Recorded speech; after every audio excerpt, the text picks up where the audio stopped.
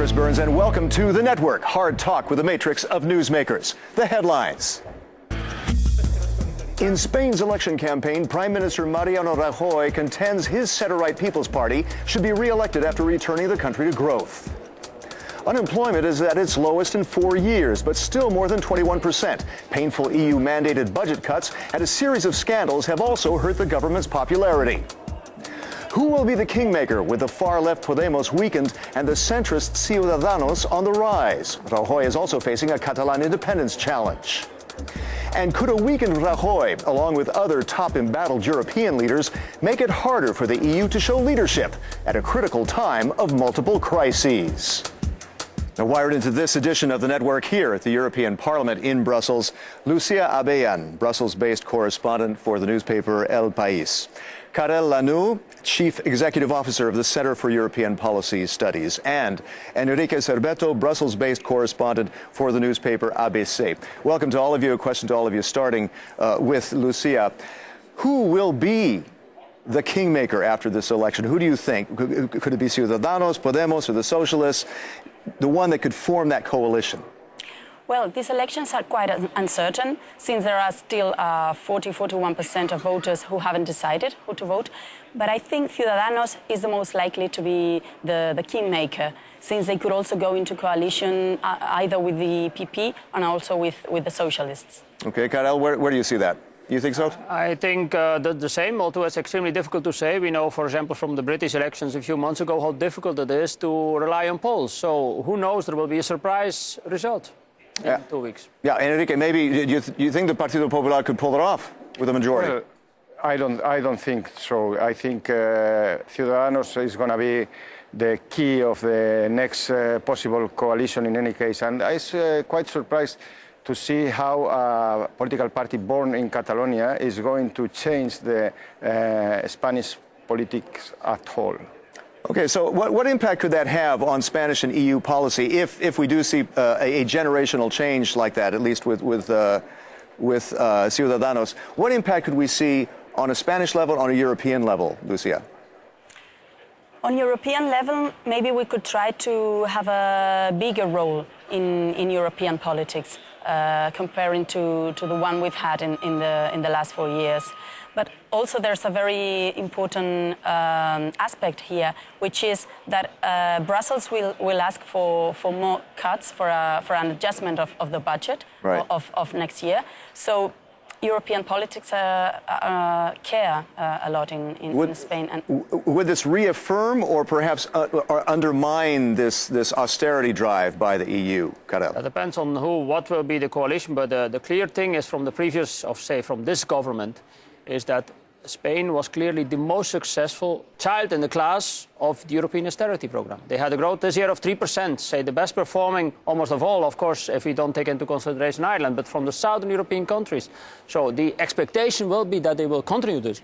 But of course, that may entirely change if you have a socialist with Ciudadanos or Ciudadanos with the Partido Popular. Say they will have to water down a lot in their austerity program, I expect, which Brussels may not like. Yeah, I think there's also this aspect about unemployment being very, very high in Spain, and how do you combat that while continuing austerity policies, Enrique? Well, I think it's not the best moment to speak about the new requirements of the Commission because, of course, we are in campaign. But I think that if Ciudadanos, as I think is going to be the key of the new coalition, they can introduce new approach on labor market and maybe it's going to change something in the way that we are dealing with this problem. On the migrant issue, there are some in the Spanish government who say that what they do with dealing with migrants and dealing with countries where the migrants come from could serve as a model for the rest of Europe. What do you think, Lucía? It's part of the solution. I mean, part of the solution, of course, is trying to make some agreements with origin countries and transit countries to avoid people coming here. But also we have the reality of thousands and thousands of migrants and especially refugees already here. Yeah. So we'll need new solutions for all right, so the policy maybe could change. What do you think, Karel? I mean, what is often forgotten is that Spain was a model for kind of integration and migration in the early 2000s with how many, millions of Romanians and Latinos coming to Spain, and which basically to some degree have been successfully integrated. And that has been forgotten now in this migrants crisis. So there are certainly things which Spain can learn to the rest of Europe. Also the way how they handled African refugees was a model, or should be a model for the rest of Europe. Okay, let's turn to another top issue, of course, is terrorism and how to fight it. And we see that Mr. Rajoy is actually, it seems like a wait and see until after the elections to actually determine how strong he's going to move in that direction toward assisting France and building a coalition. Lucía, what do you see after the elections? Where could the government go in that direction?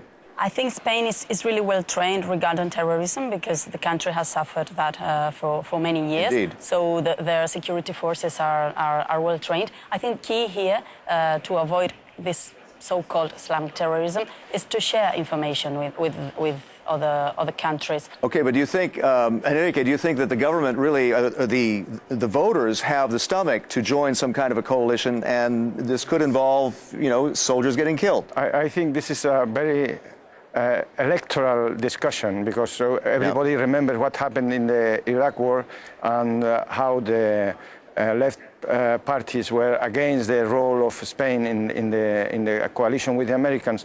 So I think that Mariano Rajoy will not do anything that can by far remember these times. Let's turn quickly to the climate talks and where Spain stands on this. What kind of role could they play there? I mean, they have a lot of renewable energy. Do you think they might take a strong role in trying to push ahead this cut of CO2, Lucía? They haven't done it for the last years, definitely. They started, and of course we have renewables enough to make that a standing point in Spanish politics regarding energy, but they haven't done it.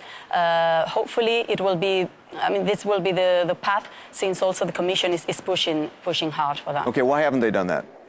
Because they thought renewables were too much subsidized and it wasn't profitable enough. I see. And so they thought about changing the model. You think there might be a change there if there's a Yes. coalition with Ciudadanos? No, the change has already happened. We had a kind of bubble of renewables in Spain, so the change is already done. But I think that big electric companies are now misoriented, and I think the next government should find a new way to focus this problem. Okay, and finally the issue of Catalonia. I want to jump quickly to Catalonia. What if there is a coalition with the Ciudadanos, how could that impact on this independence movement in Catalonia? What do you think, Karel? As a Flemish person from Belgium, and the way how we have overcome our nationalist problems, I think, let's say, what has missed in Spain, what we've missed in Spain is that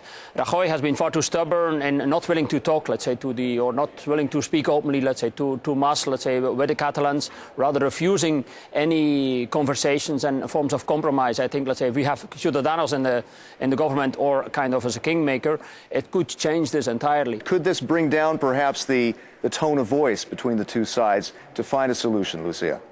Yeah, maybe even though creating a real federal structure wouldn't be such a difference with what we have already in Spain, I think that would help as a sign of the willingness of dialogue with Catalans. Anyway, I'm not sure whether Ciudadanos will be the big push in this supposed coalition government for this dialogue approach, since they have also a quite tough position regarding Catalonia. Last word, Enrique. Do you think this would find a solution, and could this affect on a European level, maybe the Brexit question, and maybe discouraging Britain from stepping out? Ciudadanos is a political party born in Catalonia and is going to change the political landscape in Spain, which is something symbolic in my opinion. And according with the polls, the first political party in Catalonia in this election will be Podemos, which is something born in Madrid physically. So